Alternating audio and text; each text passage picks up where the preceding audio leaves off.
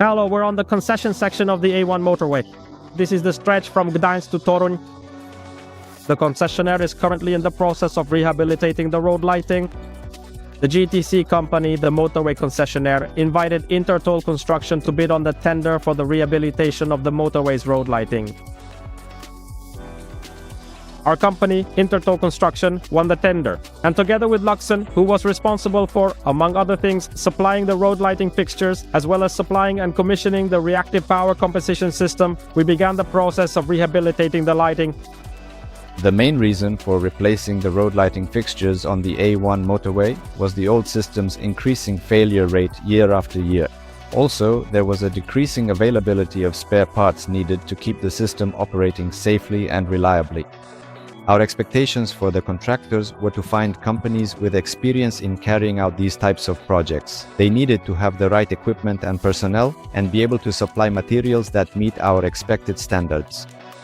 They also needed to cooperate with local companies and with the motorway operator to ensure the highest safety standards during the execution of the work. We used fixtures from the Cordoba series as well as floodlights. On the motorway, we have many traveler service areas, places with a lot of public access. They are exposed to vandalism, as are the underpasses.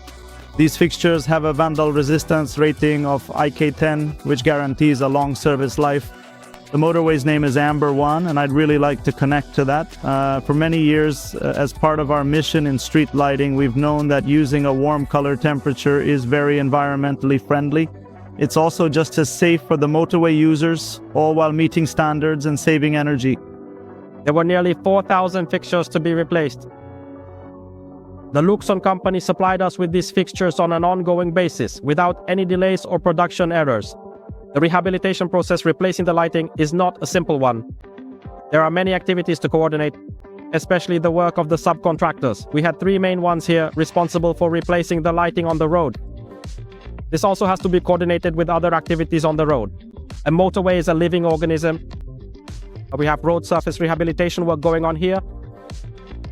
When you add our work on top of that, there's a lot to coordinate. From a technical standpoint, there were also many aspects to coordinate, including delivery schedules, installation deadlines, the availability of installation crews, and adjusting the length of the wiring inside the poles, which also had to be replaced. The rehabilitation work also included other tasks concerning things you don't really see on the road. These were activities related to installing the reactive power compensation system. As we all know, or maybe not everyone, but both theory and practice show that after replacing road lighting with LED technology, you can expect reactive power, which brings additional fees imposed by power companies. We kept that in mind here and made sure that this reactive power compensation was implemented. A requirement from GTC was to optimize the project in terms of capacitive reactive power compensation and also to preserve the existing control system. We used central power reducers to lower the supply voltage to the fixtures. This allowed us to program each fixture individually at the production stage. The fixtures were programmed to react to a voltage drop in the lighting circuits. Thanks to this, during late night hours, we can reduce the fixture's power by over 50%. By using the existing control system and power reduction, we were able to optimize the project by 33%.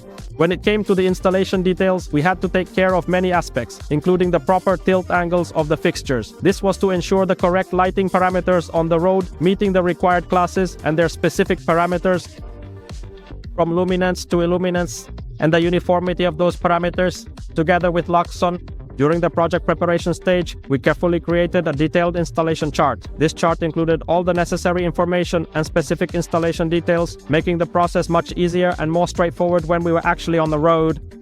During the fixture production stage, we also came to an agreement with the manufacturer, Luxon Tidal, to specifically deliver the fixtures to us without any pre-installed wires. This significantly streamlined our process and sped up the lighting replacement on the road. We also marked the fixtures with appropriate labels to make it easier for the installation crews to replace them on site. The cooperation with Intertoll Construction and Luxon, who was the main supplier of the lighting fixtures, went very well. In less than a year, around 4,000 lighting fixtures were replaced, all while maintaining the highest safety standards for both the contractors and the motorway users. It's also worth emphasizing that this work required coordination with road surface repairs that were happening at the exact same time. The main result is the replacement of old, worn-out lighting fixtures and cabling with new LED technology fixtures. This results in a significantly lower demand for electrical energy by about 40 to 50%, which also translates to a reduction in CO2 emissions for the entire motorway project.